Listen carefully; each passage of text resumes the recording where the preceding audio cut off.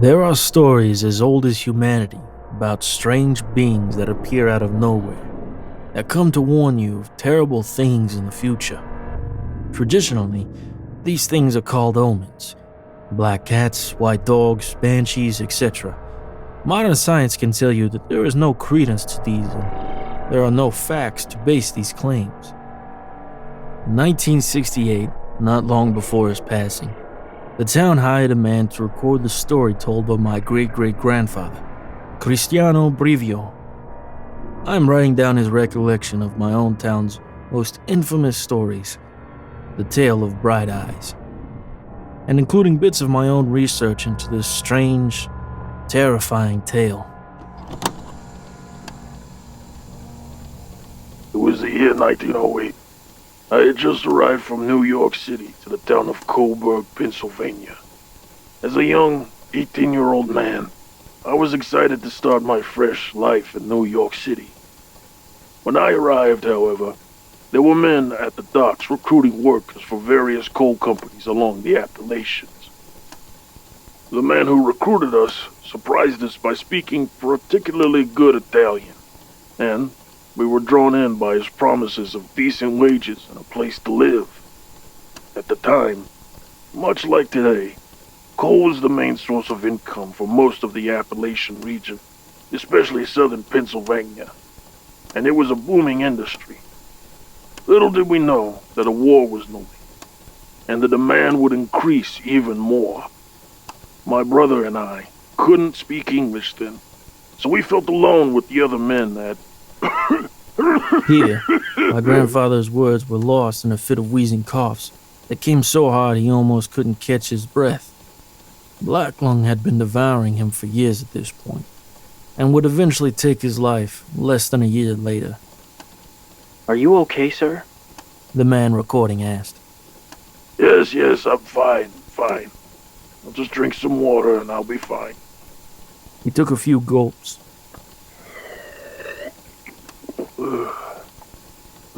That's better. Now, in my time, men worked hard for little pay and worked long hours to keep their families fed. We knew it was dangerous work, but our choices were either to suffer a bit and fill our bellies or face the torture of starvation. Yes, I admit I witnessed Bright Eyes myself in the fall of that year. He said as he began to cough violently again. Sir, are you sure you want to do this? You don't have to. I want people to know that we weren't delusional or just seeing things. It really happened. We're not liars. I don't care if it ruins my reputation. I don't have long on this earth anyways, so my reputation means little to me now. Okay, we'll continue when you're feeling better. I will pause the recording until then. It continued with a click. The evening shift was preparing to go inside, waiting for day shift to come out of mine number 4. When we all heard this ungodly scream come from the forest, some of the men ignored it, thinking it was a wolf or a mountain lion, started to head inside. We heard a loud ruckus coming from the forest, like a herd of buffaloes that was charging at us. We stood there startled, as we saw this enormous, cat-like beast burst forth from the dark forest and slowly trot its way inside the entrance of mine number 4. It walked like, what's the term, like it owned the place. It was as if it were taunting us to do something to it. He coughed lightly this time and kept his composure. I was the first to spot it coming from the woods, but since my English was terrible, I couldn't find the words to alert the rest of the men. All of us told the investigators the same details, that its body was at least 12 feet long. It had the whitest fur we had ever seen on a living creature, like it was pure snow. And it had these enormous bright eyes, like the headlights of a car.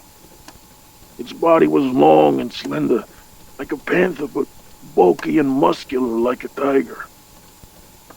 2 long fangs hung over its bottom lip, going about 6 inches below its jaw. There is no animal on Earth that looks anything like that beast. Not even close. When the beast went inside, he said. the roof collapsed in one of the sections, and 22 men were killed, including my brother, Al. God rest his soul. None of us saw it come back out. After the incident, we took to calling the thing Bright Eyes. All of us men who had reported to have seen Bright Eyes were dismissed as being hysterical from the accident, like those who would later go on to fight in the Great War. None of us were taken seriously. We were examined by numerous medical doctors, but no shrinks. Psychiatry was still a new thing, so nobody considered it. We were just dismissed as crazies. Police investigators questioned us, but they waited for the results from the doctors. We didn't hear from them about the incident after that. But it happened a second time, a few months later. At mine number 2 this time.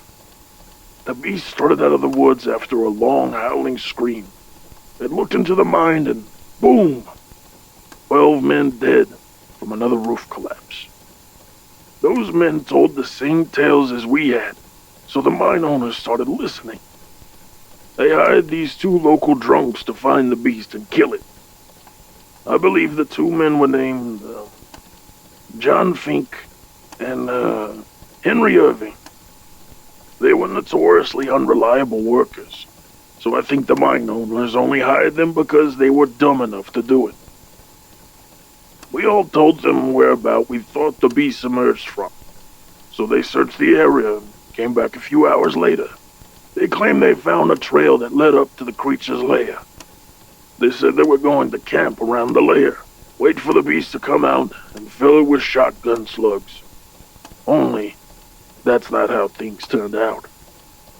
The next afternoon, after a few hours passed when they were supposed to report in, the bosses sent out a search party. They were found sitting back to back between some trees, clutching their rifles to their chests, and their hair was completely bleached white. The rumor around town was that they were shipped off to an asylum after raving about a creature with glowing eyes that was going to come after them. To hear John and Henry tell it, they said that they had spent the night getting drunk off some whiskey they decided to bring along and wound up passed out in their tent. As they slept in their drunken slumber, the beast came up to the tent they were staying in, yanked it off the ground with its teeth, and stared at them for a while. And that was all they could remember. I don't know if any of that is true, but I never saw them after that. A couple of men who found them said that their hair was, indeed, white as snow. Upon further research, I did find out that these men had lived in the town and that they mysteriously disappeared around the time of the mine accidents. I couldn't confirm if they had gone to an asylum and found no evidence of their hair turning white, but Grandpa Chris insisted it was all real. He goes on. After the second appearance of Bright Eyes, the bosses hired a security company called Watson and Pickett to guard the workers. They sent 10 armed men per shift to stand around the entrance and were told to shoot any strange-looking animals that approached the mine. The final time Bright Eyes came, the guards saw it coming. They waited for it to come within range and opened fire with their rifles. Keep in mind, some of these guys fought in the Spanish-American War or had some kind of military training, so they were good shots. The beast continued walking as if the bullets hadn't touched its flesh. They appeared to just go right through it. The guards stood in amazement as it walked by them, unwounded. 2 of them tried to block it from going inside, firing at close range or at point-blank range.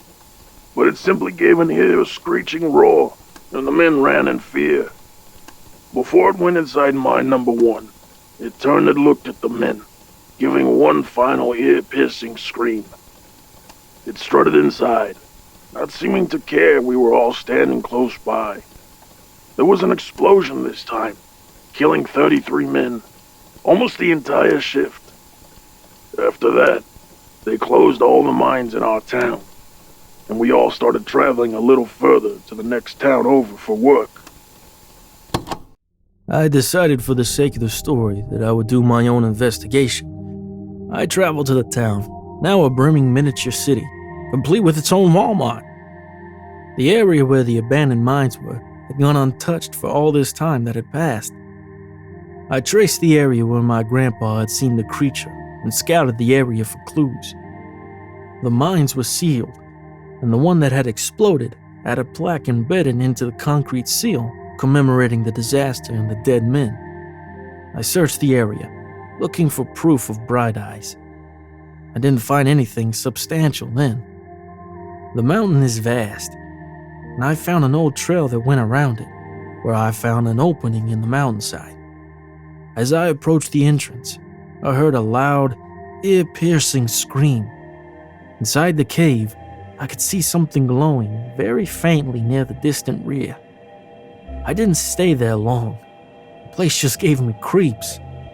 The trail back down the hill was worn, well-traveled, but I stumbled a few times. My knees slammed into the rocky soil, sending a shock of pain up my legs, but I scrambled to my feet and kept on as the blood trickled down my shins. I was almost to the bottom when something tackled me from behind.